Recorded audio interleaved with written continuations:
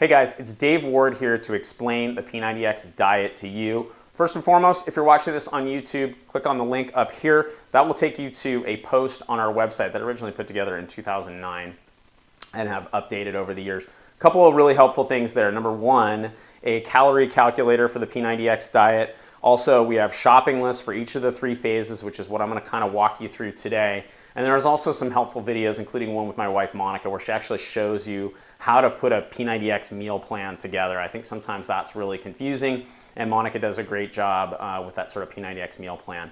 Okay, but let's get focused on explaining the P90X diet. P90X diet is a lot like P90X. We are going to change over time, right? P90X, we're going to start with doing, push and pull exercises, and we're going to then change, and we're going to do all push, all pull exercises. That's kind of the foundation of how P90X changes. Let's focus on the P90X diet rather than the P90X workout. The diet changes also, and what we do is to focus on carbohydrate. Okay, so if you're looking at the manual and you're kind of going, wow, this is crazy, like I have to eat 50% of my diet's going to be protein. Don't focus on the protein, okay? That's a red herring, as we'd say in the legal profession.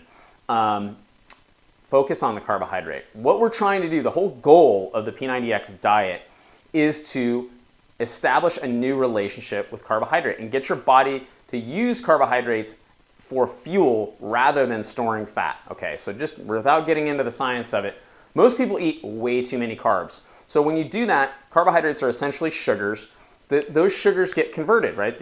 Your body has to do something with all of these sugars that you're taking in. Now, if you're an athlete, those sugars get converted into a substance called glycogen. Glycogen is basically the fuel you use when you're working out, okay?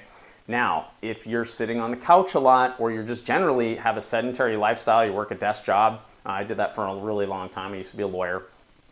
If that's what you're doing and you're still taking in all these sugars, eventually your glycogen stores are full. It's kind of like a cup, right? Once you fill it up, it runs over. That run over gets converted into fat. Okay, so what we want to do with the P90X diet is change that whole relationship. And we do it by first, in phase 1, limiting your carb intake. What that forces your body to do is go to your fat stores for energy. You've got to get the energy to work out. I mean, if you're doing the P90X workout, you know it's hard. And it's got to find the energy somewhere. Okay, it's going to find it in your fat stores. You also need less carbohydrate initially because you're probably not burning a ton of calories doing P90X. Okay, if you have a heart rate monitor, which I highly recommend you get, if you, let's say, a workout like plyometrics, if you look at your calorie burn now versus when you do that workout, say 80 days from now, you're going to burn more calories doing the workout in 80 days because you're going to be able to push harder. You're going to be way, way stronger. So right now, your body, A, doesn't need that many carbs, and B, we're trying to change your relationship with carbohydrate, get your body to look at your fat stores for energy, okay? Now, phase 2, okay, hey, you've been doing this for maybe 3 weeks, maybe a month. That's usually about the time when people should be moving into the second phase of the P90X diet. At that point, your body needs more carbs because you're being more fit, you're burning more calories, and you just can't go that long without having more carbs. It's okay to limit carbs for a short period of time, but you don't want to do it for too long, and that's why that 3 weeks to a month is really that time.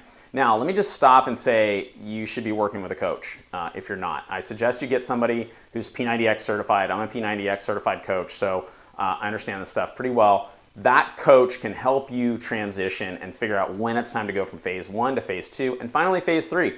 As you probably will guess, phase 3 is a pretty high carb phase. Why? Because now you need them. Because if you're, if you're burning, say, 300 calories when you do plyometrics here in the first couple of weeks, and now you're burning 600 calories or 500 calories when you're doing it here at the end, you need the extra carbs here. So we give them back to your body. So I hope you've enjoyed this explanation of the P90X diet. Once again, click on the link. That'll take you to our site where you can find all those helpful resources. Please also feel free to reach out to me. You can post a comment below or shoot me an email at info@thefitclubnetwork.com. We'll get you started with the P90X diet. Make sure you get the results you're looking for.